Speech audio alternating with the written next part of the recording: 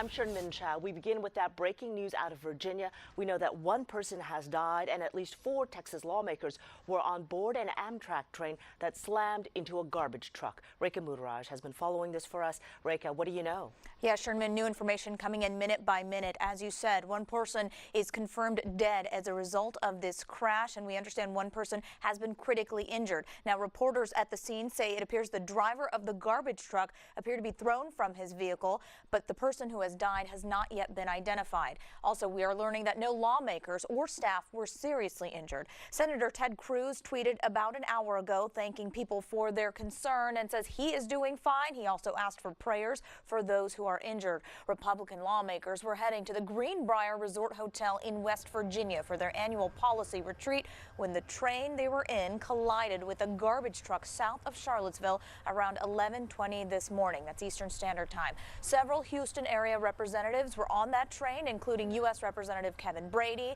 and Pete Olson. We are still waiting to hear from them. Also, we don't know if they were injured. Congressman John Culberson was reportedly on board as well, and several other members of Congress have tweeted that they are doing okay, including Pete Sessions of Texas and House Speaker Paul Ryan. Now, President Trump was scheduled to fly to the retreat on Air Force One this morning. It is unclear if that will still go as planned. The White House does say, though, that the president is aware of what is developing in Virginia. Sherman? Thank you, Rekha. And we have learned that John Culberson, a local Texas representative, of course, from the Houston area, is in fact on board that train. Joining us now by telephone. Mr. Culberson, can you hear me?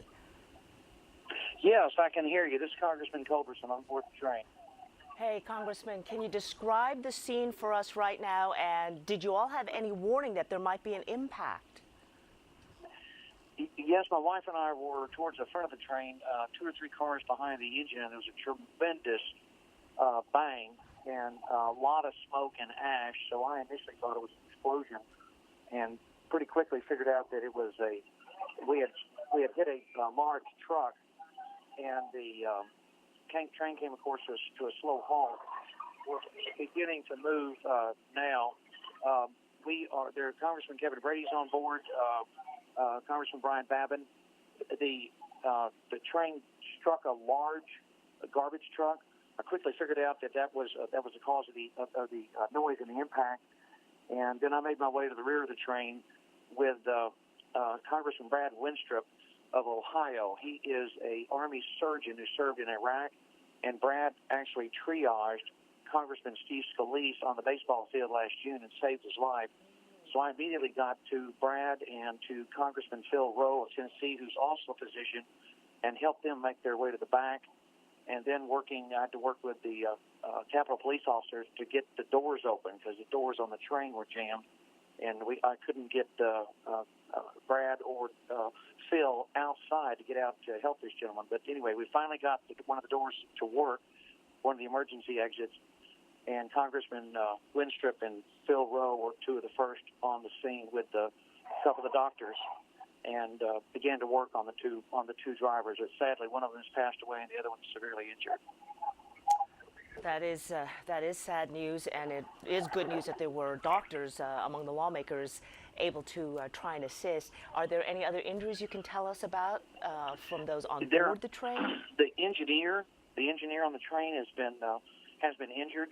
The engine was derailed and damaged severely. The car directly behind it was derailed and damaged.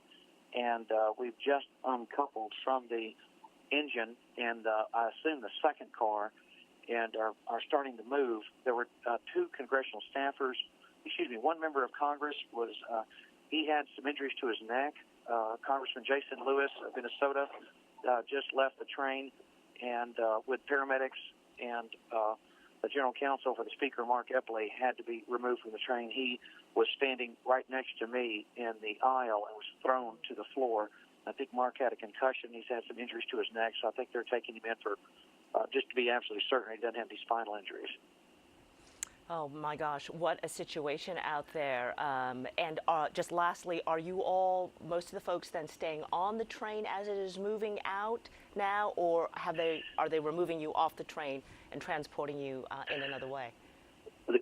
The train's moving in the opposite direction. We've stopped for a moment. I understand we're going to go back to Charlottesville, and then they're going to take us on to the to our conference where we meet annually with the Republican members of the Senate to coordinate our legislative program and strategy for the year. The Vice President will be with us tonight. The President is actually scheduled to be with us tomorrow during the day.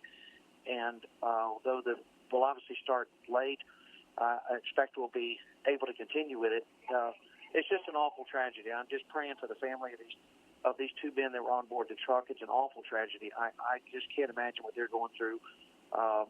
One gentleman has already lost. He passed away at the scene of the accident, and the second man in the truck was obviously severely injured. I didn't get up in the middle of it. I just wanted to make sure Phil and Brad could get up into him quickly so they could triage him, and I got out of their way. It's just an awful, terrible tragedy, and we're praying for their families. But actually, the train has just started moving, so we're actually moving. I think they decoupled, disengaged us from the top from the engine in the second car, so we're moving again. Congressman John Culberson from the Houston area, thank you for taking the time to visit with us. We know there's a lot going on there right now. Thank you very much, sir. We will, of course, continue to. Thank you. We will, of course, continue to follow this story throughout the day. Be sure to tune in to KHOU 11 News at 4 and check KHOU.com for the latest. Here at home, Jimmy Sanchez, one of two suspects accused of kidnapping a man who was later shot and killed by an FBI agent during a rescue attempt, will be remaining in jail without bail. The big bombshell came from prosecutors who do not anticipate increasing his charges to capital murder. Michelle Choi has more. Right now, Jimmy Sanchez is charged with aggravated kidnapping and robbery, charges many thought would be increased. But today, Assistant DA Kelly Blackburn confirmed capital murder would not be on the table. Quiet and at times appearing defiant, even looking straight into our cameras, 38-year-old Jimmy Sanchez appeared before a judge Wednesday morning, accused of taking this man, Ulysses Valadares, a Conroe father who was allegedly tied up along with his 12-year-old son by Sanchez and his partner, Nicholas Cunningham. Police say the two took Ulysses, saying he owed them money, then held him at ransom. Later, Ulysses was shot and killed during a botched FBI raid meant to rescue him. In court, prosecutors filed a motion to hold him with no bond, the judge granting that motion. His lawyer now plans on asking for a bail hearing, saying Sanchez is entitled to one at some point. Until then, he says this is just the beginning. It's going to be very difficult. Yeah, it's just going to be one of those cases where a lot of parties are involved and there's going to be a lot of evidence.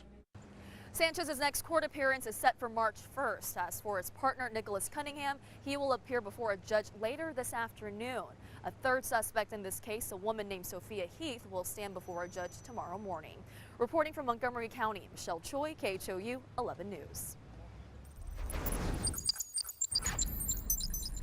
President Trump made his first State of the Union address last night, speaking on everything from patriotism and deregulation to illegal immigration and economic recovery. Randy Smith verified some of those points. In one part of his speech, the president offered this account of one of the programs we have to allow people to come into the U.S. legally. The third pillar ends the visa lottery, a program that randomly hands out green cards without any regard for skill, merit, or the safety of American people. This is false. The visa lottery program he's talking about doesn't hand out anything but a chance to apply for the visa. People who win the lottery have to go back through an application process that includes background checks, security screenings, and proof of education. It says that right on the website for the program. If you win the lottery, do not quit your job, sell your car, and buy plane tickets to the U.S. You still need to get approved. The president also did something all presidents do, take a victory lap on good news about the economy and jobs. After years and years of wage stagnation, we are finally seeing rising wages. That's absolutely true, but wages actually started growing in 2014 in the wake of the Great Recession. They went up the first 3 quarters of last year, then dropped $10 in the final quarter. Weekly wages will likely rebound in the next report, the result of recently passed tax reform. That was Brandy Smith reporting. If you want to see more highlights from the president's address, head to KHOU.com. Still ahead,